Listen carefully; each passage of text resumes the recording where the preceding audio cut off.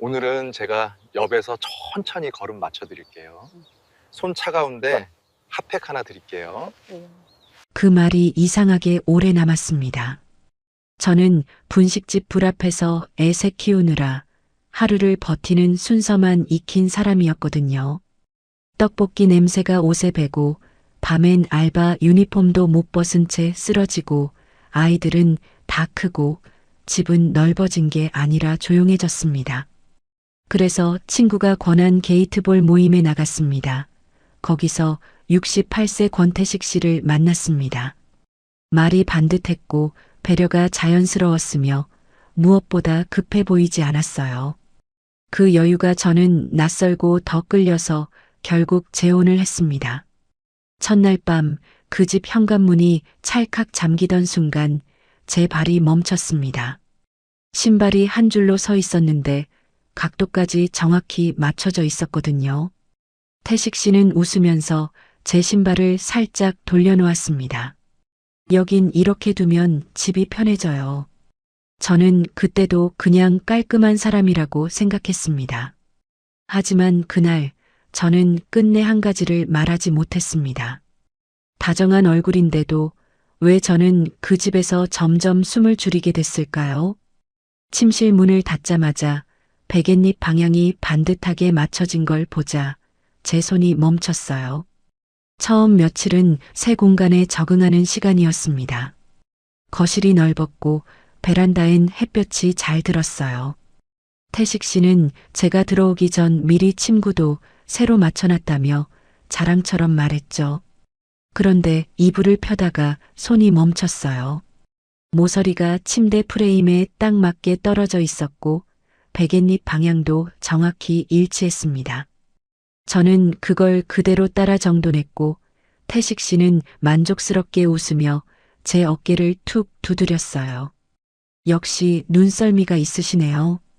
저는 칭찬받은 게 아니라 시험을 통과한 기분이었습니다. 그래도 그냥 웃었어요. 첫날이었으니까요. 거실 커튼은 주름이 일정한 간격으로 접혀 있었습니다. 제가 아침에 햇볕을 보려고 한쪽을 젖혔다가 다시 닫았는데 태식 씨가 지나가다 멈춰 서더라고요. 그러고는 아무 말 없이 커튼을 조금씩 당기면서 주름 위치를 조정했어요. 화가 난 얼굴은 아니었습니다. 오히려 자연스러웠죠. 마치 물컵을 제자리에 놓는 것처럼 숨 쉬듯 익숙한 손놀림이었어요. 이렇게 하면 먼지가 덜 타요. 저는 고개를 끄덕였습니다.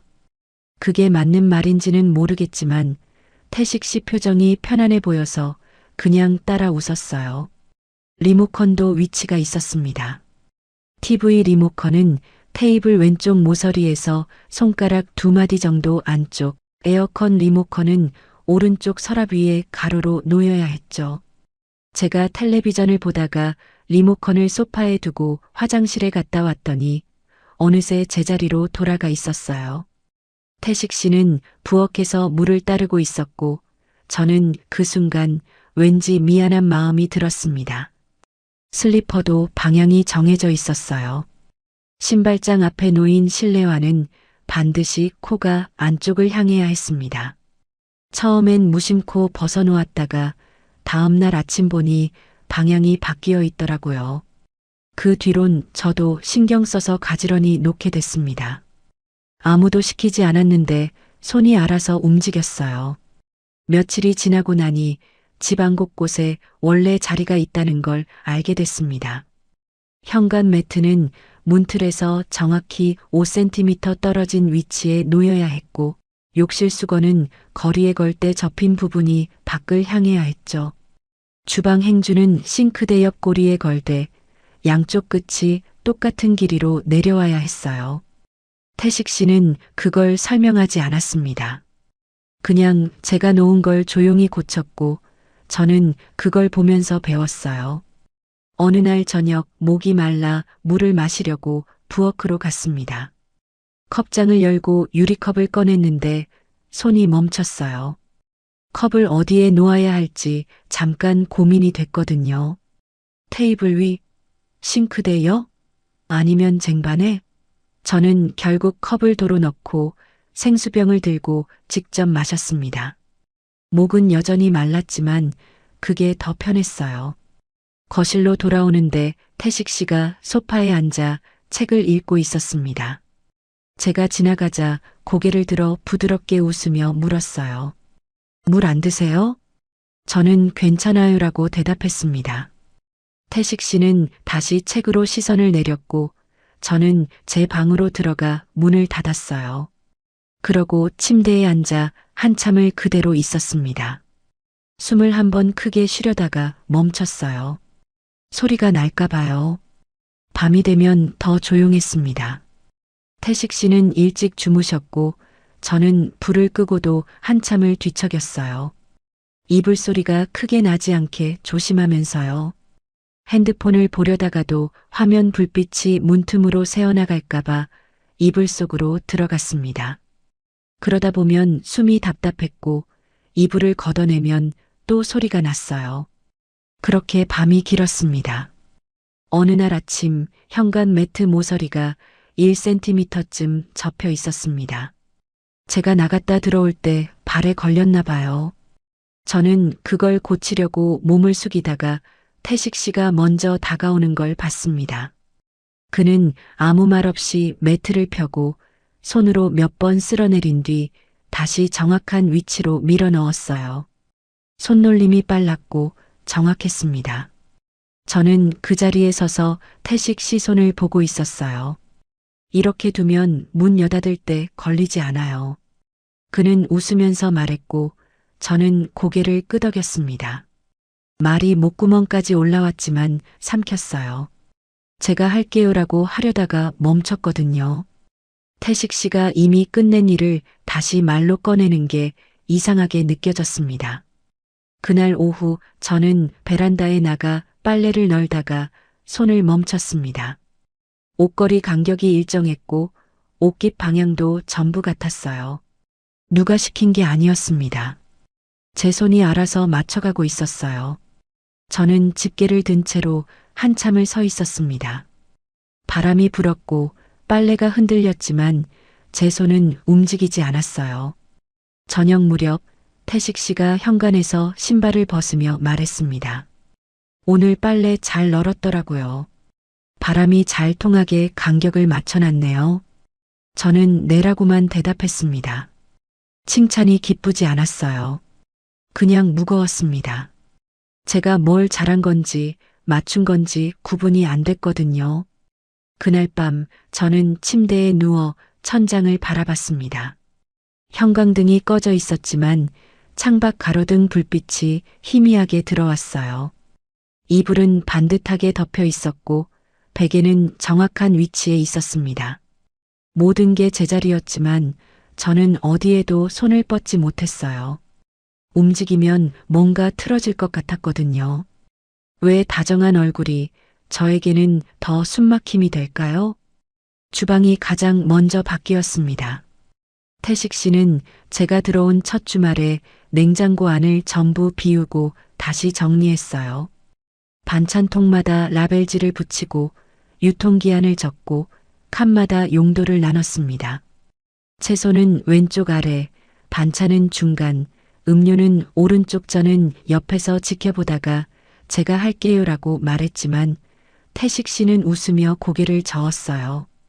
이렇게 해두면 찾기 편하잖아요. 두 사람이 쓰는 공간이니까 규칙이 있어야죠. 저는 그렇네요라고 답했습니다. 틀린 말은 아니었으니까요. 그런데 며칠 뒤 김치를 꺼내다가 손이 멈췄어요. 김치통이 중간 칸에 있었거든요. 저는 원래 김치를 아래 칸에 넣는 습관이 있었는데 여기서는 중간이 김치 자리였습니다. 저는 잠깐 망설이다가 그냥 중간 칸에서 꺼냈어요. 문을 닫고 나니 손에 힘이 빠졌습니다. 수건도 접는 방향이 정해져 있었습니다. 가로로 반 접고 세로로 다시 반 접고 마지막에 3등분. 태식 씨는 그걸 한번 보여줬고 저는 따라했어요. 처음엔 헷갈렸지만 나중엔 눈 감고도 접을 수 있었습니다. 어느 날 제가 세탁기에서 수건을 꺼내 제 방식대로 접었다가 다음 날 보니 다시 펴져서 태식 씨 방식으로 개어져 있었어요. 저는 그걸 보고 한참을 서 있었습니다. 화가 난 건 아니었어요. 그냥 제 손이 틀렸다는 게 확인된 기분이었달까요? 행주는 싱크대 옆 고리에 걸 때 양쪽 길이가 똑같아야 했습니다. 저는 설거지를 끝내고 행주를 대충 걸었다가 태식 씨가 지나가면서 조용히 고치는 걸 몇 번 봤어요. 그는 말을 하지 않았습니다. 그냥 자연스럽게 손을 뻗어 행주를 다시 걸고 지나갔어요. 그 뒤론 저도 신경 써서 길이를 맞췄습니다. 누가 시킨 건 아니었는데 손이 알아서 움직였어요. 며칠 뒤 저는 냉장고에 반찬을 넣다가 실수를 했습니다. 멸치볶음을 중간 칸이 아니라 아래 칸에 넣은 거예요. 그걸 깨닫고 다시 꺼내려는데 태식 씨가 부엌으로 들어왔습니다. 그는 냉장고 문을 열고 잠깐 안을 보더니 멸치볶음통을 꺼내 중간 칸으로 옮겼어요. 그러면서 웃으며 말했습니다. 여기가 더 좋아요. 눈에 잘 띄거든요. 저는 네라고 대답했습니다. 그리고 냉장고 문이 닫혔을 때 제가 한숨을 쉬었는지 안 쉬었는지 기억이 안 나요. 그냥 손이 차가웠던 것만 기억납니다. 그 무렵부터 집안에서 제가 뭔가를 놓는 행위가 조심스러워졌습니다.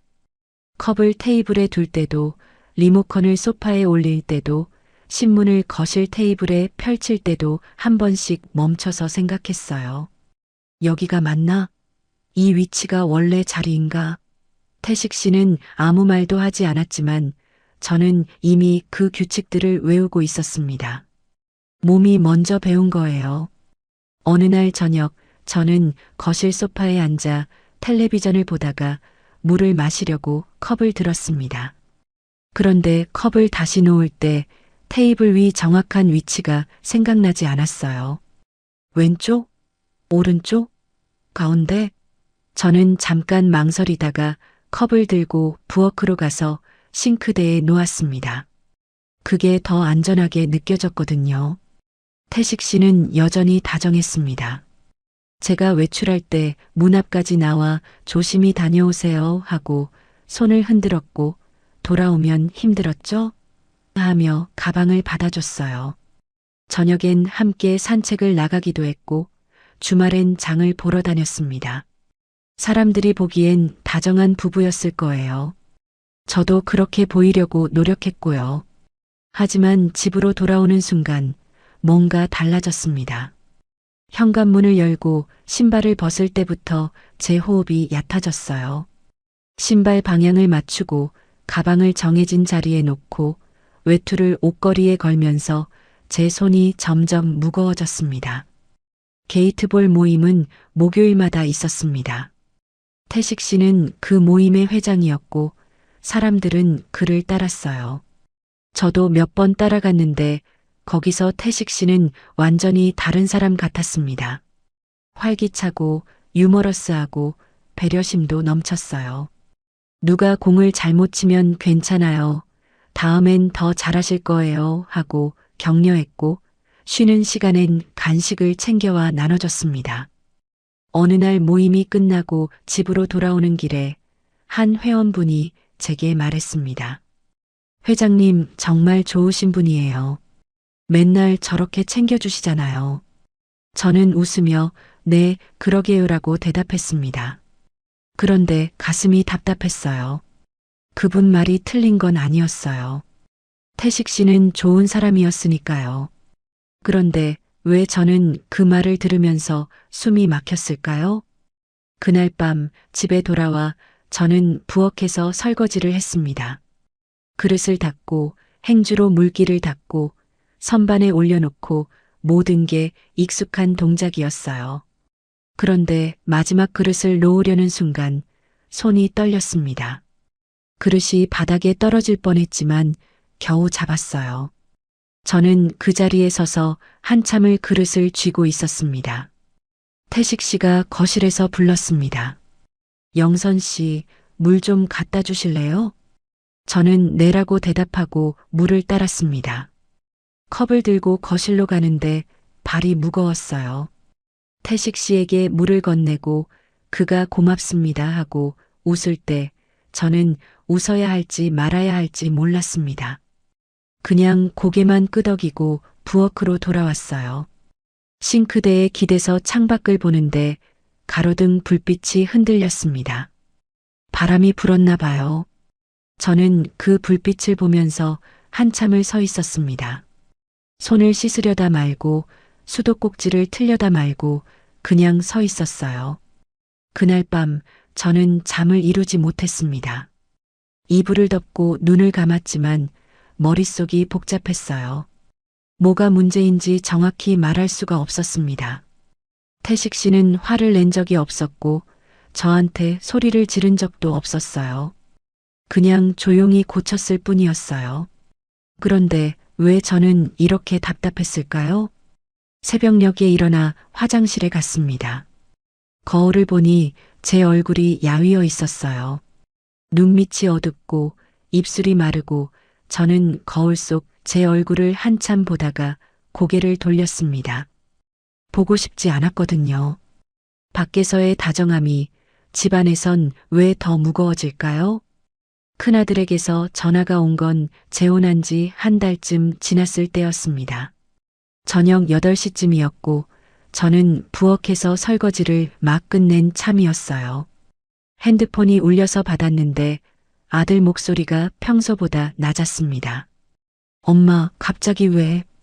저는 뭐라고 대답해야 할지 몰라서 잠깐 말을 멈췄어요. 큰아들은 재혼 소식을 들었을 때도 별말이 없었거든요. 그냥 엄마가 결정한 거니까 하고 끊었어요. 그런데 이제 와서 왜 물어보는 걸까요? 엄마도 사람답게 살아보고 싶어서. 말이 목구멍에서 걸렸습니다. 그 뒤가 이어지지 않았어요. 저는 잠깐 침묵하다가 괜찮아라고만 했습니다. 아들은 한숨을 쉬더니 그래, 잘 지내 하고 끊었어요. 저는 핸드폰을 내려놓고 싱크대에 손을 짚고 서 있었습니다. 손이 떨리는 게 느껴졌어요. 둘째는 명절 때 짧게 들렀습니다. 태식 씨 집이 아니라 제가 예전에 살던 동네 근처 카페에서 만나자고 했어요. 저는 조금 일찍 나가 카페 앞에서 기다렸는데 둘째가 도착하자마자 제 얼굴을 유심히 봤습니다. 그러더니 제 손목을 잡고 말했어요. 엄마, 살 빠졌어. 저는 그래. 요즘 걸을 일이 많아서 하고 웃으려 했지만 입이 잘 벌어지지 않았습니다. 둘째는 제 손을 계속 잡고 있었어요. 마치 체온을 확인하듯 맥박을 재듯 그렇게 한참을 쳐다보더니 말했습니다. 엄마 힘들면 말해. 혼자 참지 말고. 저는 무슨 소리야, 괜찮은데 하고 손을 빼냈습니다. 그런데 그 말이 칼처럼 남았어요. 둘째 눈빛이 자꾸 떠올랐습니다. 집으로 돌아오는 길 내내 버스 창밖을 보면서도 그 눈빛만 보였어요. 막내는 메시지를 자주 보냈습니다. 엄마 밥 먹었어? 오늘 뭐 했어? 몸은 괜찮아? 그 같은 짧은 문장들이었어요. 저는 먹었어, 산책 다녀왔어, 괜찮아 하고 답장을 보냈지만 손가락이 무거웠습니다. 막내는 제일 어려서 그런지 더 걱정이 많았어요. 전화를 걸어올 때도 있었는데 목소리가 조심스러웠습니다. 엄마, 진짜 괜찮은 거 맞지? 저는 응, 괜찮아 하고 웃으려 했지만 목소리가 갈라졌어요. 막내는 잠깐 침묵하더니 그래, 힘들면 언제든 말해 하고 끊었습니다. 저는 핸드폰을 내려놓고 소파에 앉아 있었어요. 텔레비전이 켜져 있었지만 무슨 내용인지 하나도 들어오지 않았습니다. 아이들이 불안해하는 게 느껴졌어요. 전화할 때마다 메시지를 보낼 때마다 그 안에 걱정이 담겨 있었습니다. 저는 그게 싫었어요. 아이들한테 짐이 되고 싶지 않았거든요. 그래서 더 괜찮아를 반복했고, 더 웃으려 했고, 더 아무렇지 않은 척 했습니다. 하지만 거울을 볼 때마다 제 얼굴이 달라져 있었어요. 뺨이 꺼지고 눈이 푹 들어가고 옷도 헐렁해졌습니다. 저는 밥을 먹었지만 뭘 먹었는지 기억이 안 났어요. 그냥 숟가락을 들고 입에 넣고 삼키고 기계처럼 반복했을 뿐이에요. 어느 날 저녁, 저는 식탁에 앉아 반찬통을 바라보고 있었습니다. 태식 씨가 출장을 간 날이었고 저 혼자 집에 있었어요. 냉장고를 열었지만 뭘 꺼내야 할지 몰랐습니다. 김치통을 보고 멸치볶음을 보고 계란찜을 보고 그런데 손이 안 나갔어요. 저는 냉장고 문을 닫고 식탁에 앉았습니다. 그리고 한참을 그대로 있었어요. 밥을 차리지 않았습니다. 배가 고팠지만 일어서지 못했어요.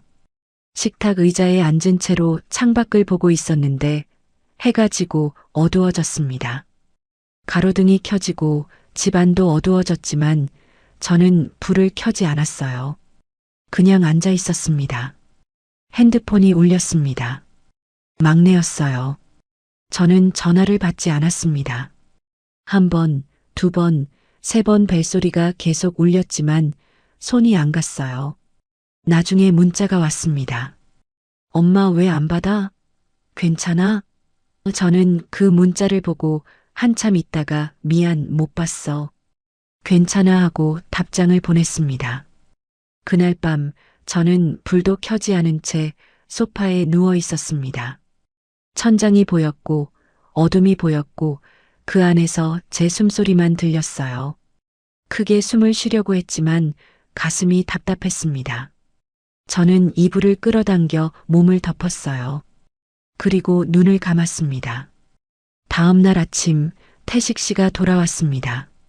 현관문이 열리고 다녀왔습니다 하는 목소리가 들렸어요. 저는 침대에서 일어나 거울을 보고 얼른 세수를 하고 나갔습니다. 태식 씨는 가방을 내려놓으며 물었어요. 어제 저녁은 드셨어요? 저는 네, 먹었어요 라고 대답했습니다. 태식 씨는 고개를 끄덕이며 부엌으로 갔어요. 저는 거실에 서서 그 뒷모습을 보고 있었습니다. 뭔가 말하고 싶었지만 입이 안 떨어졌어요. 그날 오후 큰아들에게서 또 전화가 왔습니다. 저는 이번엔 받았어요. 엄마, 이번 주말에 시간 돼? 응, 왜? 그냥 보고 싶어서. 저는 잠깐 말을 멈췄습니다. 큰아들이 보고 싶다고 먼저 말하는 건 오랜만이었어요. 저는 그래, 보자 하고 전화를 끊었습니다. 그리고 소파에 앉아 핸드폰을 쥐고 있었어요. 눈물이 날 것 같았지만 참았습니다. 태식 씨가 부엌에 있었거든요. 주말에 큰아들을 만났습니다. 동네 식당에서 같이 밥을 먹었는데 아들이 계속 제 얼굴을 쳐다봤어요. 밥을 먹으면서도 물을 마시면서도 저는 아들 눈을 피하려고 고개를 숙였습니다. 엄마, 진짜 괜찮아? 저는 응, 괜찮아라고 대답했습니다. 그런데 목소리가 떨렸어요. 아들은 숟가락을 내려놓고 한참을 저를 보더니 말했습니다. 엄마 표정이 예전 같지 않아. 저는 뭐라고 대답해야 할지 몰랐습니다. 그냥 웃으려 했지만 입꼬리가 올라가지 않았어요. 아들은 한숨을 쉬고 저는 밥을 한 숟가락 더 떴습니다. 그렇게 식사가 끝났어요. 집으로 돌아오는 길, 저는 버스 안에서 창밖을 보고 있었습니다. 사람들이 지나가고 차들이 달리고 모든 게 평범한 오후였어요. 그런데 제 가슴은 평범하지 않았습니다. 무언가가 짓누르고 있었어요. 아이들이 불안해진 건 남자 때문일까요? 제 표정 때문일까요? 외출 시간을 말하게 된 건 언제부턴가 자연스러워졌습니다. 현관에서 신발을 신으면서 태식 씨에게 2시간쯤 다녀올게요 하고 먼저 말하는 제 모습을 발견했어요. 누가 물어본 것도 아닌데 그 말이 저절로 튀어나왔습니다. 태식 씨는 고개를 끄덕이며 조심히 다녀오세요 하고 웃었고 저는 문을 닫으며 숨을 한 번 내쉬었어요. 밖으로 나오면 좀 나아질 줄 알았습니다. 공원 벤치에 앉아 바람을 쐬고 카페에 들러 커피를 마시고 하지만 시계를 자꾸 봤어요. 1시간이 지나고 1시간 반이 지나면 이제 슬슬 돌아가야 할 시간이었습니다. 커피를 다 마시지도 않았는데 가방을 들었어요. 늦으면 안 될 것 같았거든요. 처음엔 이상한 줄 몰랐습니다. 약속 시간을 지키는 건 당연한 거니까요. 그런데 약속을 한 적이 없었어요. 제가 2시간이라고 했을 뿐 태식 씨는 천천히 다녀오세요 라고만 했거든요. 그런데 저는 2시간을 넘기면 안 된다고 생각했습니다. 왜 그랬을까요? 지금도 잘 모르겠어요. 어느 날은 친구를 만났습니다. 오랜만에 보는 친구였는데 이야기가 길어졌어요. 그런데 1시간 반쯤 됐을 때 제가 시계를 보더라고요. 친구가 물었습니다. 왜 바빠? 저는 아니, 괜찮아 하고 웃었지만 속으로는 초조했어요. 시간이 자꾸 신경 쓰였습니다. 친구 말이 귀에 안 들어왔고 커피 맛도 모르겠더라고요. 결국 2시간이 되기 10분 전에 일어났습니다. 나 먼저 가봐야 할 것 같아. 친구는 벌써? 하고 아쉬워했지만 저는 가방을 들었어요. 약속도 없는데 서둘렀습니다. 집으로 돌아가는 길이 점점 무거워졌습니다. 골목 입구에서 발이 느려졌고 현관 앞에서 숨을 고르고 열쇠를 꺼내면서 손이 떨렸어요. 문을 열고 들어서면 태식 씨가 어서 오세요 하고 마중 나왔고 저는 다녀왔습니다 하며 신발을 가지런히 벗었습니다. 모든 게 자연스러웠지만 가슴은 답답했어요. 밤마다 잠을 설쳤습니다. 태식 씨는 11시면 주무셨고 저는 침대에 누워 천장을 봤어요. 1시간, 2시간 시계 초침 소리가 들렸습니다. 몸을 뒤척이면 이불 소리가 났고 그럴 때마다 멈췄어요. 태식 씨가 깰까 봐요. 어느 날 밤 저는 잠을 이루지 못하고 거실로 나왔습니다. 시계를 보니 새벽 3시였어요. 태식 씨는 깊이 주무시고 계셨고 집안은 조용했습니다. 저는 소파에 앉아 핸드폰을 켰다 껐다 반복했어요. 큰아들에게 전화를 걸까 하다가 멈췄습니다. 이 시간에 전화하면 놀랄 테고 뭐라고 설명해야 할지도 몰랐거든요. 물을 마시러 부엌에 갔습니다. 냉장고를 열고 생수병을 꺼내는데 문득 반찬통들이 눈에 들어왔어요. 가지런히 정리된 통들, 라벨이 붙은 뚜껑들. 저는 생수병을 들고 냉장고 문을 닫았습니다. 그리고 싱크대에 기대서서 물을 마셨어요. 목으로 넘어가는 게 느껴졌지만 갈증은 풀리지 않았습니다. 창밖을 보니 가로등이 켜져 있었습니다. 바람에 나뭇가지가 흔들렸고 그림자가 벽에 비쳤어요. 저는 그 그림자를 한참 보고 있었습니다. 생각이 많았지만 정리되지 않았어요. 그냥 복잡했습니다. 거실로 돌아와 소파에 앉았습니다. 담요를 덮고 눈을 감았지만 잠은 오지 않았어요. 그렇게 새벽이 밝았고 태식 씨가 일어나는 소리가 들렸습니다. 저는 눈을 뜨고 일어나 인사했어요. 주무셨어요? 태식 씨는 잘 주무셨어요? 하고 물었고 저는 네 하고 대답했습니다. 거짓말이었어요. 그날 아침 저는 태식 씨에게 말했습니다. 오늘 친구 만나러 좀 멀리 다녀올게요. 태식 씨는 그러세요. 조심히 다녀오시고 하고 대답했어요. 저는 작은 가방 하나만 챙겼습니다. 옷 한 벌, 세면도구, 핸드폰 충전기 필요한 것만 넣었어요. 가방이 가벼웠지만 손이 무거웠습니다. 현관문을 나서는데 태식 씨가 물었습니다. 저녁은 집에서 드실 건가요? 저는 잠깐 멈췄습니다. 그리고 모르겠어요. 연락드릴게요 하고 대답했어요. 태식 씨는 알겠습니다 하고 손을 흔들었습니다. 동네를 벗어나 버스를 탔습니다. 어디로 가야 할지 정확히 정하지 않았지만 일단 멀리 가고 싶었어요. 버스 창밖으로 익숙한 풍경이 지나가고 낯선 거리가 나타났습니다. 아파트 단지가 보이고 상가가 보이고 공원이 보였어요. 저는 아무 정류장에서나 내렸습니다. 주변을 둘러보니 모텔들이 몇 개 보였습니다. 간판이 낡았고 골목이 좁았어요. 저는 제일 가까운 곳으로 들어갔습니다. 카운터에 아저씨가 앉아 텔레비전을 보고 있었어요. 하루요? 저는 네라고 대답했습니다. 아저씨는 10,000원을 받고 열쇠를 건넸어요. 2층 203호. 저는 열쇠를 받아들고 계단을 올라갔습니다. 계단이 삐걱거렸고 복도에서 담배 냄새가 났어요. 방문을 열고 들어서니 형광등 불빛이 환했습니다. 침대가 있고 작은 테이블이 있고 창문으로 골목이 보였어요. 벽지가 낡았고 커튼이 얼룩져 있었습니다. 저는 가방을 내려놓고 침대에 앉았어요. 그리고 한참을 그대로 있었습니다. 아무 생각도 나지 않았어요. 그냥 형광등 소리만 희미하게 들렸고 밖에서 차 지나가는 소리가 났습니다. 저는 창밖을 보다가 커튼을 쳤어요. 그러고 다시 침대에 앉았습니다. 편하지 않았습니다. 조용한데도 가슴이 답답했고 아무도 없는데 숨이 얕아졌어요. 저는 물을 마시려고 일어났지만 물컵이 없었습니다. 가방에서 생수를 꺼내 마셨는데 목이 넘어가지 않았어요.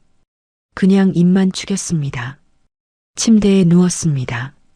천장에 얼룩이 있었고 모서리에 곰팡이가 보였어요.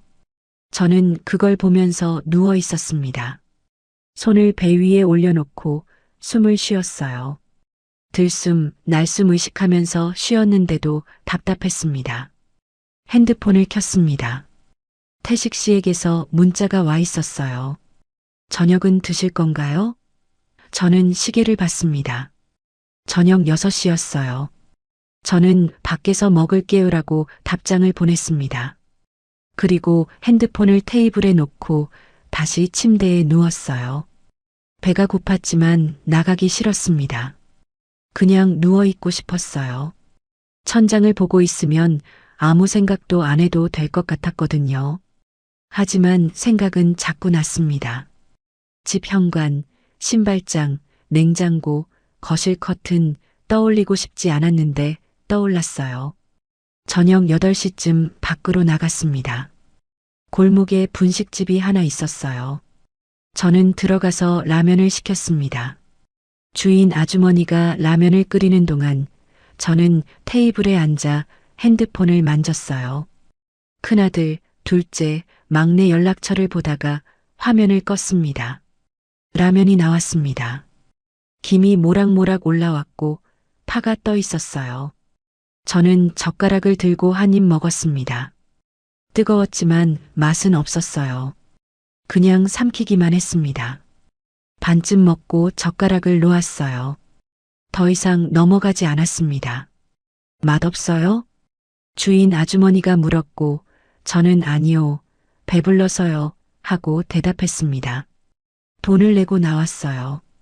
모텔로 돌아오는 길 편의점에 들렀습니다. 물을 사려고 했는데 막걸리가 눈에 들어왔어요. 저는 막걸리 한 병과 종이컵을 샀습니다. 그리고 방으로 돌아왔어요. 침대에 앉아 막걸리를 땄습니다. 종이컵에 따르는데 손이 떨려서 조금 흘렸어요. 바닥에 물방울이 떨어졌지만 닿지 않았습니다. 저는 컵을 들어 한 모금 마셨어요. 시큼하고 달았습니다. 목으로 넘어가면서 뜨거웠어요. 한 컵, 2컵 마시면서 핸드폰을 봤습니다. 아이들에게 전화를 걸까 하다가 멈췄어요. 뭐라고 말해야 할까요? 엄마 괜찮아를 또 반복하게 될까봐 그게 더 무서웠습니다. 반병쯤 마셨을 때 머리가 어지러워졌습니다. 저는 컵을 내려놓고 침대에 누웠어요. 천장이 빙글빙글 돌았고 눈을 감았습니다. 그런데 눈을 감아도 어지러웠어요. 그날 밤 저는 계속 뒤척였습니다. 이불이 없어서 춥기도 했고 베개가 낮아서 목이 아프기도 했어요. 형광등을 껐지만 창밖 불빛이 커튼 사이로 새어 들어왔습니다. 밖에서 오토바이 소리가 났고 누군가 웃는 소리가 들렸어요. 새벽녘에 화장실을 갔습니다. 거울에 비친 제 얼굴이 창백했어요. 눈이 퀭했고 입술이 갈라져 있었습니다. 저는 세수를 하고 수건으로 얼굴을 닦았어요. 그런데 수건을 걸려다가 손이 멈췄습니다. 어떻게 걸어야 할지 생각이 났거든요. 양쪽 길이를 똑같이 저는 그대로 수건을 아무렇게나 걸었습니다. 접지도 않고 그냥 걸었어요. 다시 침대로 돌아왔지만 잠은 오지 않았습니다. 저는 핸드폰을 켜서 시간을 확인했어요. 새벽 4시. 태식 씨는 지금쯤 깊이 주무실 시간이었습니다. 집은 조용할 거고 정리되어 있을 거고 저는 핸드폰을 끄고 이불을 끌어당겼어요. 아침이 밝았습니다. 창밖이 환해지면서 눈이 떠졌어요. 저는 일어나 짐을 챙겼습니다. 옷을 갈아입고 세면도구를 가방에 넣고 방을 둘러봤어요. 딱히 정리할 것도 없었습니다. 막걸리 병만 쓰레기통에 버렸어요. 카운터에 열쇠를 놓고 밖으로 나왔습니다. 아침 공기가 차가웠지만 숨이 시원하지 않았어요. 버스 정류장으로 걸어가는데 발이 무거웠습니다. 집으로 돌아가야 한다는 생각에 다리가 떨렸어요. 버스를 기다리면서 벤치에 앉았습니다.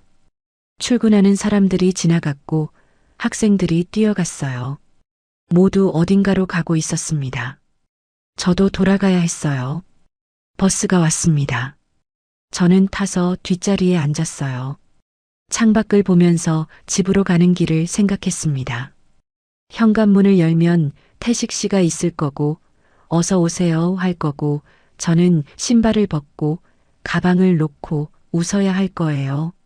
집 앞에 도착했을 때 다리가 떨렸습니다. 저는 골목 입구에서 한참을 서 있었어요. 들어가기 싫었습니다. 하지만 어디로 가야 할지도 몰랐어요. 저는 숨을 한번 크게 쉬고 걸었습니다. 현관문을 열고 들어서니 태식 씨가 거실에서 신문을 보고 있었어요. 고개를 들어 저를 보더니 웃으며 말했습니다. 친구분은 잘 계시죠? 저는 네라고만 대답했습니다. 가방을 내려놓고 신발을 벗으면서 제 손이 떨리는 게 느껴졌어요. 신발을 가지런히 놓고 가방을 정해진 자리에 두고 모든 게 제자리로 돌아왔지만 저는 어디에도 서 있을 수가 없었습니다. 화장실로 들어가 문을 잠갔습니다. 변기 뚜껑을 닫고 앉아 두 손으로 얼굴을 감쌌어요. 눈물이 날 것 같았지만 나오지 않았습니다. 그냥 숨만 가빠졌어요. 가슴을 쥐어뜯는 것처럼 답답했고 목이 조이는 것처럼 막혔습니다. 한참을 그렇게 앉아 있다가 일어났습니다. 세수를 하고 거울을 보고 문을 열고 나왔어요. 태식 씨는 부엌에서 물을 끓이고 있었습니다. 차 한잔 하실래요? 저는 괜찮아요라고 했습니다. 그리고 제 방으로 들어가 문을 닫았어요. 침대에 누워 눈을 감았지만 눈물이 흘렀습니다. 소리 없이 흘러내렸어요. 베개가 젖었지만 닿지 않았습니다. 밖으로 나왔는데도 숨이 안 돌아오면 그럼 문제는 어디에 있을까요? 새벽에 깼습니다. 온몸이 식은땀으로 젖어 있었고 이불이 무거웠어요. 저는 일어나려고 했지만 머리가 어지러워서 다시 누웠습니다. 천장이 빙글빙글 돌았고 숨이 가빠졌어요. 심장이 빠르게 뛰었고 손끝이 차가웠습니다. 침대 옆 서랍을 열어 약통을 꺼냈습니다. 혈압약이었어요. 약통을 흔들었는데 손이 떨려서 바닥에 떨어뜨렸습니다. 통이 굴러가면서 뚜껑이 열렸고 약이 바닥에 흩어졌어요. 저는 몸을 숙여 하나씩 주었습니다. 그런데 주우면서 숨이 더 막혔어요. 허리를 펴고 침대에 앉아 숨을 크게 쉬려고 했지만 공기가 들어오지 않는 것 같았습니다. 가슴을 눌렀습니다. 손바닥으로 가슴을 누르면서 숨을 쉬려고 했어요. 입을 벌리고 코로 들이마시고 그런데 안 됐습니다. 숨이 얕게만 들어왔어요. 태식 씨가 문을 두드렸습니다. 영선 씨, 괜찮으세요? 저는 네, 괜찮아요라고 대답했지만 목소리가 갈라졌어요. 문이 열리고 태식 씨가 들어왔습니다. 제 얼굴을 보더니 표정이 굳었어요. 안색이 안 좋은데요. 병원 가보셔야겠어요. 저는 고개를 저었습니다. 괜찮아요. 조금만 쉬면 하고 말하려 했지만 태식 씨는 이미 옷을 챙기고 있었어요. 옷장을 열어 제 외투를 꺼내고 가방에서 지갑을 찾고 움직임이 빨랐습니다. 어서 준비하세요. 지금 나가야 해요. 저는 일어서려고 했지만 다리에 힘이 없었어요. 침대 모서리를 잡고 겨우 일어섰습니다. 태식 씨가 제 팔을 잡아줬고 저는 그 손에 의지에 걸었어요. 옷을 입히려고 할 때 저는 혼자 할게요 하고 말했습니다. 하지만 손이 말을 듣지 않았어요. 소매에 팔이 안 들어갔고 지퍼를 올리려다 손이 떨렸습니다. 결국 태식 씨가 소매를 잡아당겨 팔을 넣어줬고 지퍼를 올려줬어요.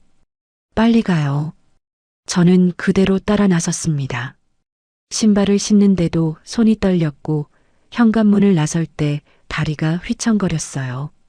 태식 씨가 제 허리를 잡아줬고 저는 엘리베이터까지 겨우 걸었습니다. 차에 타는 것도 힘들었습니다. 문을 열고 왔는데 안전벨트를 매는 게 어려웠어요. 손이 안 움직였거든요. 태식 씨가 대신 매주었고 저는 창밖을 봤습니다. 차가 출발했습니다. 아침 해가 떠오르고 있었고 거리는 조용했어요. 저는 창밖으로 지나가는 건물들을 보고 있었습니다. 아파트, 상가, 공원 모든 게 흐릿했어요. 눈이 침침했고 머리가 지끈거렸습니다. 태식 씨는 조용히 운전하면서 가끔 저를 쳐다봤어요. 조금만 참으세요. 곧 도착해요. 저는 대답하지 않았습니다. 그냥 고개만 끄덕였어요. 말할 힘이 없었습니다. 병원 주차장에 차를 세우고 태식 씨가 먼저 내려 제 문을 열어줬습니다. 저는 차에서 내리면서 다리에 힘이 빠지는 걸 느꼈어요. 태식 씨가 제 팔을 잡아줬고 저는 그 손에 의지에 걸었습니다. 한 발 한 발 천천히 걸었어요. 병원 로비가 환했습니다. 형광등 불빛이 눈부셨고 사람들 말소리가 웅웅거렸어요. 저는 태식 씨를 따라 접수 창구로 갔습니다. 대기실에는 사람이 많았습니다. 노인들이 대부분이었고 몇몇은 기침을 하고 있었어요. 저는 의자에 앉아 번호표를 받았습니다. 38번. 전광판을 보니 23번이 표시되어 있었어요. 한참 기다려야 할 것 같았습니다. 태식 씨는 접수 창구로 가서 서류를 받아왔습니다. 그리고 제 옆에 앉아 펜을 꺼냈어요. 제가 작성해 드릴게요. 저는 서류를 보고 있었습니다. 이름, 생년월일, 주소, 증상, 그리고 보호자 란이 있었어요. 태식 씨가 펜을 들고 보호자 란에 자기 이름을 쓰려는 순간 제 손이 먼저 움직였습니다. 펜을 잡으려다 멈췄어요. 뭐라고 해야 할지 몰랐거든요. 제가 쓸게요. 태식 씨는 제 손을 보더니 잠깐 멈춰 있다가 펜을 건넸습니다. 저는 펜을 받아들었지만 글씨가 잘 써지지 않았어요. 손이 떨려서 삐뚤빼뚤했습니다. 결국 몇 글자 쓰다가 태식 씨에게 도로 건넸어요. 당신이 써요. 태식 씨는 펜을 받아 자기 이름을 적었습니다. 권태식? 글씨가 반듯했어요. 모든 칸을 빠짐없이 채우고 서류를 정리해서 접수 창구에 제출했습니다. 돌아와서 앉으며 말했어요. 계획대로 검사하죠. 혈압, 심전도, 혈액 검사 순서대로 하면 돼요. 저는 고개를 끄덕였습니다. 태식 씨 목소리가 차분했고 계획이 명확했어요. 그런데 그 말들이 제 귀에는 차갑게 들렸습니다. 마치 제가 고장난 기계처럼 느껴졌어요. 수리해야 할 물건처럼요. 번호가 불렸습니다. 38번. 저는 일어나 진료실로 들어갔고 태식 씨도 따라왔어요. 의사 선생님이 컴퓨터를 보다가 저를 쳐다봤습니다. 어디가 불편하세요? 저는 말하려고 했지만 목이 막혔어요. 저는 하고 시작했는데 뭐라고 해야 할지 몰랐습니다. 어디가 아픈지, 뭐가 문제인지 정확히 말할 수가 없었어요. 태식 씨가 옆에서 대신 말했습니다. 최근에 스트레스를 많이 받으셨어요. 잠도 잘 못 주무시고 식사도 제대로 안 하시고요. 의사 선생님은 고개를 끄덕이며 차트에 뭔가를 적었습니다. 그리고 제게 물었어요. 언제부터 증상이 있으셨어요? 저는 한 달쯤 하고 대답했습니다. 정확히는 모르겠어요. 언제부터였는지 기억이 안 났거든요. 요즘 특별히 스트레스 받는 일이 있으세요? 저는 대답하지 못했습니다. 스트레스? 뭐가 스트레스일까요? 신발 방향? 수건 접는 법? 냉장고 칸? 그걸 어떻게 설명해야 할까요? 태식 씨가 또 대신 말했습니다. 재혼한 지 얼마 안 돼서 적응하는 과정이에요. 의사 선생님은 아, 그러시구나 하고 고개를 끄덕였어요. 그리고 검사 처방전을 적으며 말했습니다. 일단 검사부터 받아보시죠. 혈압이 좀 높은 것 같으니 심전도도 하고 혈액 검사도 해봐야겠어요. 결과 나오면 다시 오세요. 저는 처방전을 받아들고 일어났습니다. 태식 씨가 제 손에서 처방전을 가져가 확인하며 말했어요. 먼저 1층 검사실로 가야 해요. 혈압부터 재고 심전도 하고 그 다음 체열이요. 저는 따라갔습니다. 복도를 걸으면서 태식 씨 뒷모습을 보고 있었는데 등이 반듯했어요. 흐트러진 데가 하나도 없었습니다. 걸음걸이도 일정했고 처방전 든 손도 떨리지 않았어요. 저는 그 등을 보면서 숨이 막혔습니다. 검사실에서 혈압을 쟀습니다. 간호사가 팔에 커프를 감고 펌프를 눌렀어요. 팔이 조여오면서 아팠습니다. 기계 소리가 나더니 숫자가 표시됐어요. 160에 90이네요. 좀 높아요. 저는 원래 약 먹고 있어요라고 했습니다. 간호사는 차트에 기록하며 말했어요.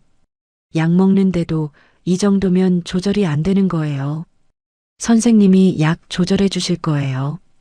저는 고개를 끄덕였습니다. 팔에서 커프를 풀었을 때 자국이 빨갛게 남아 있었어요. 심전도 검사실로 갔습니다. 침대에 누워 상의를 걷어 올리고 가슴에 정극을 붙였어요.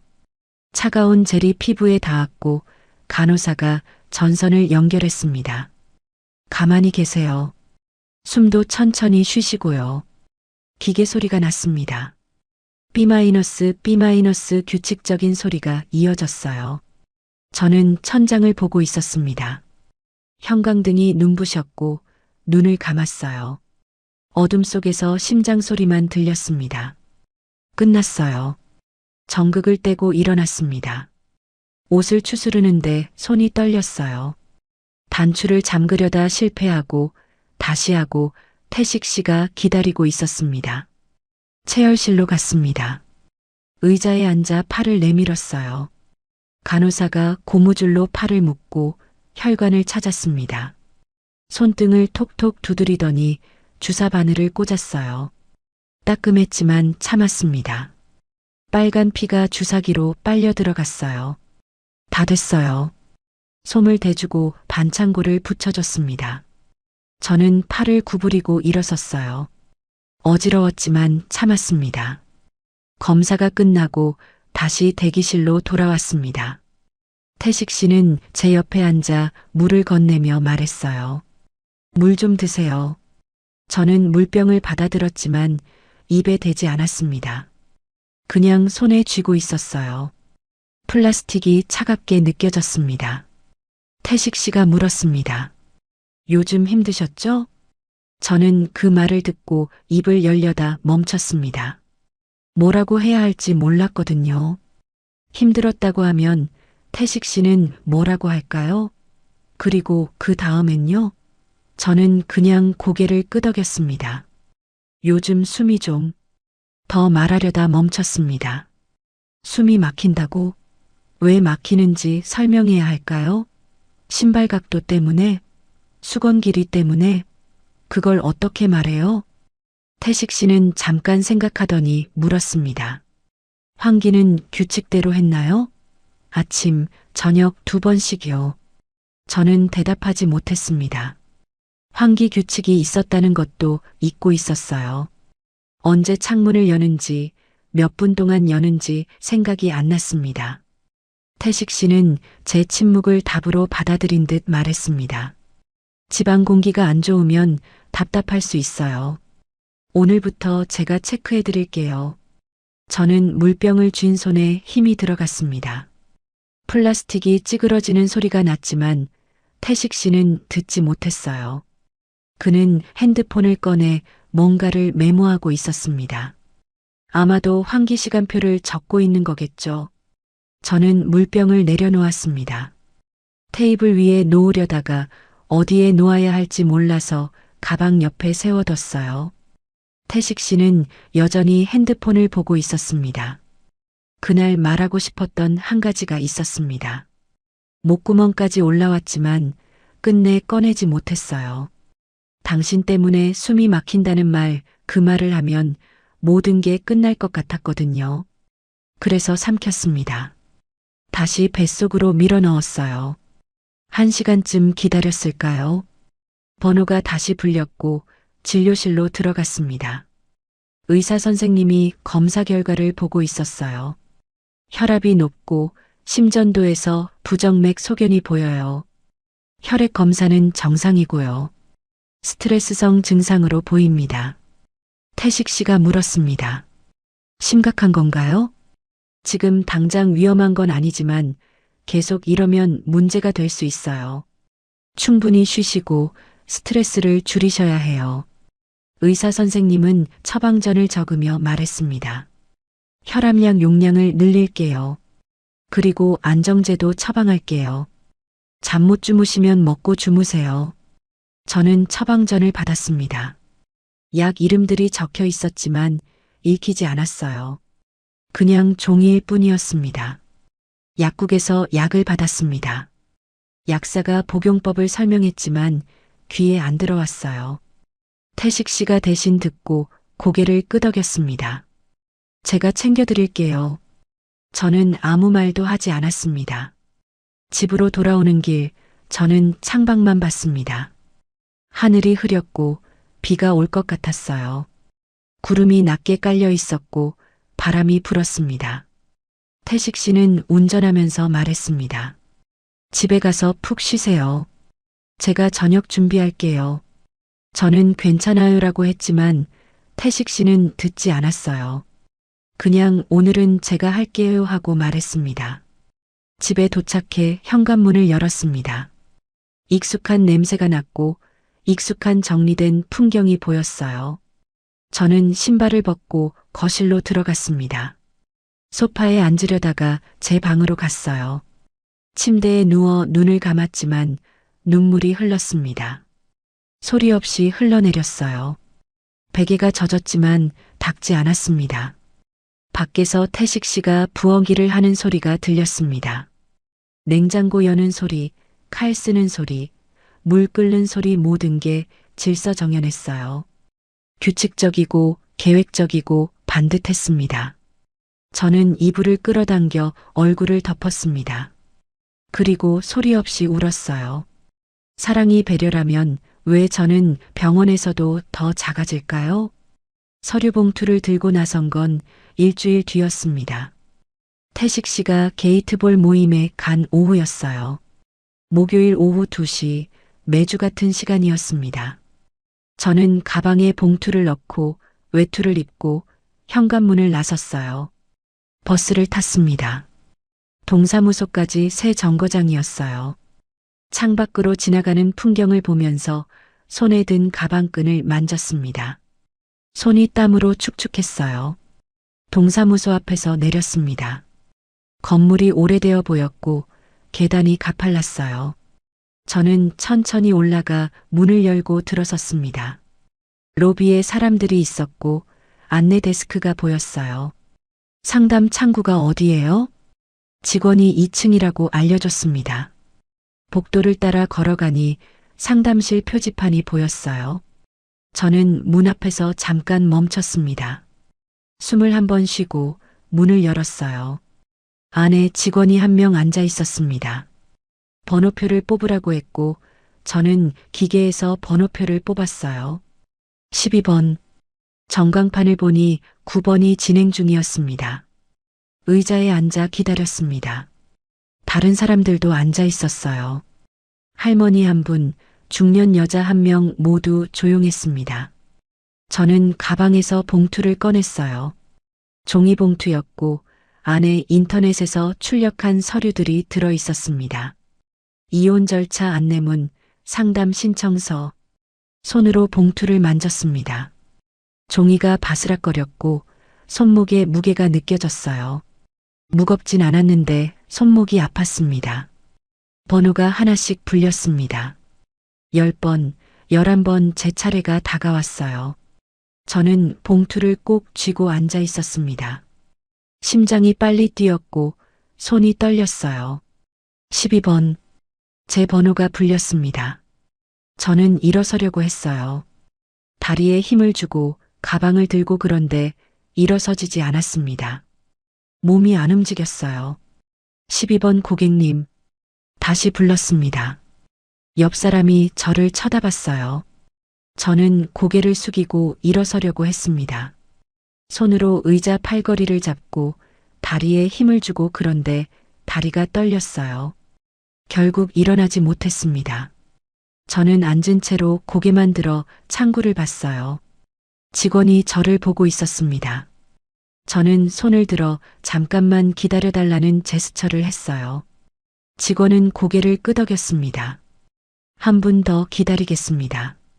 저는 다시 앉아 봉투를 내려다봤어요. 왜 일어서지 못했을까요? 무서웠던 걸까요? 아니면 확신이 없었던 걸까요? 생각해 봤습니다. 이혼을 하면 어떻게 될까요? 집을 나가야 하고, 아이들에게 말해야 하고, 혼자 살아야 하고, 그 다음은요? 그 다음이 보이지 않았어요. 그렇다고 이대로 있으면요? 신발 각도를 맞추고, 수건 길이를 재고, 냉장고 칸을 외우고 평생요?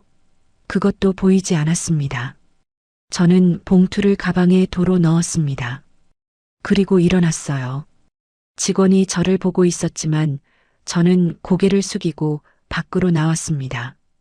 복도를 걸어 계단을 내려왔어요. 다리가 후들거렸고 손이 떨렸습니다. 밖에 나와 벤치에 앉았어요. 바람이 불었고 나뭇잎이 떨어졌습니다. 저는 그걸 보면서 한참을 앉아 있었어요. 핸드폰을 꺼냈습니다. 큰아들에게 전화를 걸까 하다가 멈췄어요. 뭐라고 말하죠? 엄마 이혼하려고 했는데 못했어? 그런 말을 할 수 있을까요? 시간이 흘렀습니다. 해가 기울고 그늘이 길어졌어요. 저는 벤치에 앉아 사람들이 오가는 걸 보고 있었습니다. 누구는 급하게 걷고 누구는 천천히 걷고 모두 어딘가로 가고 있었어요. 저는 어디로 가야 할까요? 집으로 돌아왔습니다. 해가 지고 있었고 현관불이 켜져 있었어요. 태식 씨가 돌아와 있었습니다. 문을 열고 들어서니 저녁 냄새가 났고 태식 씨가 부엌에서 고개를 내밀며 웃었어요. 어디 다녀오셨어요? 저는 산책유라고 대답했습니다. 신발을 벗고 가방을 내려놓고 거실로 들어갔어요. 거짓말이었습니다. 하지만 진실을 말할 수도 없었어요. 태식 씨는 저녁 거의 다 됐어요 하고 말했습니다. 식탁에 그릇을 놓는 소리가 났고 수저 부딪는 소리가 들렸어요. 저는 화장실에 갔습니다.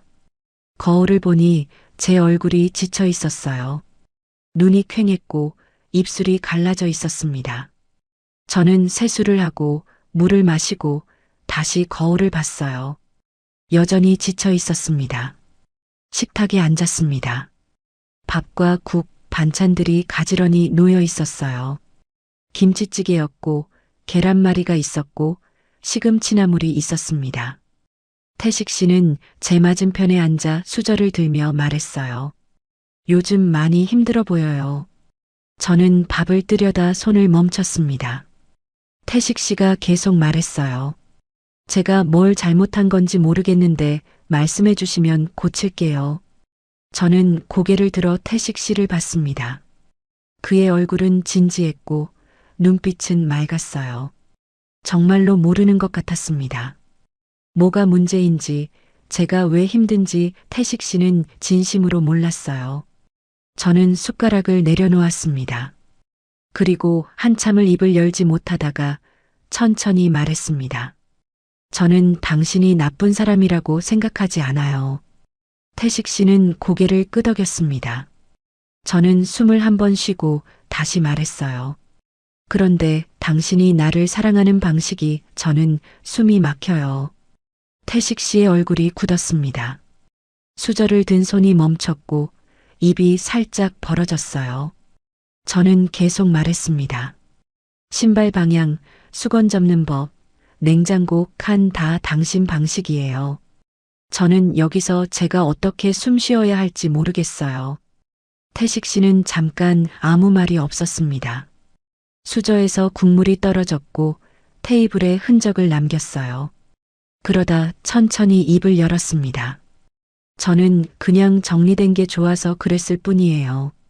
영선 씨를 힘들게 하려던 게 아니었어요. 알아요. 당신은 화도 안 냈잖아요. 그냥 조용히 고쳤죠. 웃으면서요. 제 목소리가 떨렸습니다. 태식 씨는 수저를 내려놓고 두 손을 모았어요. 그럼 어떻게 하면 될까요? 제가 바꾸면 될까요? 저는 대답할 수 없었습니다. 어떻게 하면 될까요? 태식 씨가 바뀌면 괜찮아질까요? 아니면 제가 참으면 될까요? 둘 다 노력하면 될까요? 저는 알 수가 없었어요. 침묵이 흘렀습니다. 시계 초침 소리만 들렸고 김치찌개에서 김이 올라왔어요. 김이 식으면서 사라졌습니다. 태식 씨가 말했습니다. 힘들면 맞는 분이 아닌 거죠. 그 말이 차갑게 꽂혔습니다. 반듯한 말투였고 정리된 문장이었어요. 틀린 말도 아니었습니다. 논리적이고 합리적이고 그런데 왜 이렇게 아팠을까요? 저는 젓가락을 내려놓았습니다. 밥을 한 숟가락도 먹지 못했어요. 태식 씨도 먹지 않았습니다. 식탁 위에 음식이 그대로 놓여 있었고 국이 식었고 밥그릇에서 김이 사라졌습니다. 저는 한참을 앉아 있다가 입을 열었습니다. 이혼해야 될까요? 태식 씨는 저를 봤습니다. 눈빛이 흔들렸어요. 놀란 것 같기도 하고 슬픈 것 같기도 하고 정확히 알 수 없었습니다. 그리고 대답 대신 물었어요. 영선 씨는 어떻게 하고 싶으세요? 저는 대답하지 못했습니다. 어떻게 하고 싶은지 저도 몰랐거든요. 그냥 숨 쉬고 싶었어요. 제대로 숨 쉬고 싶었습니다. 물 한 잔을 마실 때 컵 위치를 고민하지 않고 수건을 끌 때 길이를 재지 않고 신발을 벗을 때 각도를 맞추지 않고 그냥 살고 싶었어요. 하지만 그 말을 입 밖으로 꺼내지 못했습니다. 태식 씨는 여전히 저를 보고 있었고 저는 고개를 숙였어요. 모르겠어요. 태식 씨는 한숨을 쉬었습니다. 깊고 긴 한숨이었어요. 그리고 일어섰습니다. 천천히 생각해 보세요. 저도 생각해 볼게요. 그는 자기 방으로 들어갔고 문이 닫혔습니다. 저는 식탁에 혼자 남았어요. 음식이 그대로 있었고 불은 꺼지지 않았고 시계만 째깍거렸습니다. 저는 일어나 설거지를 했습니다. 그릇을 닦고 냄비를 닦고 행주로 물기를 닦았어요. 모든 게 익숙한 동작이었습니다. 행주를 걸 때 양쪽 길이를 맞췄고 그릇을 선반에 놓을 때 간격을 맞췄고 제 손이 알아서 움직였어요. 그리고 그걸 하면서 눈물이 났습니다. 소리 없이 흘러내렸어요. 왜 우는지 저도 모르겠어요. 그냥 눈물이 났습니다. 설거지를 끝내고 제 방으로 들어갔습니다. 침대에 누워 천장을 봤어요. 형광등을 껐지만 창밖 가로등 불빛이 들어왔습니다. 핸드폰을 켜서 큰아들에게 문자를 쓰려다 지웠습니다. 둘째에게도 막내에게도 쓰지 못했어요. 뭐라고 써야 할지 몰랐거든요. 저는 핸드폰을 내려놓고 이불을 덮었습니다. 숨을 크게 쉬려고 했지만 여전히 답답했어요. 가슴이 조였고 목이 막혔습니다. 창밖으로 가로등 불빛이 보였습니다. 바람에 나뭇가지가 흔들렸고 그림자가 움직였어요.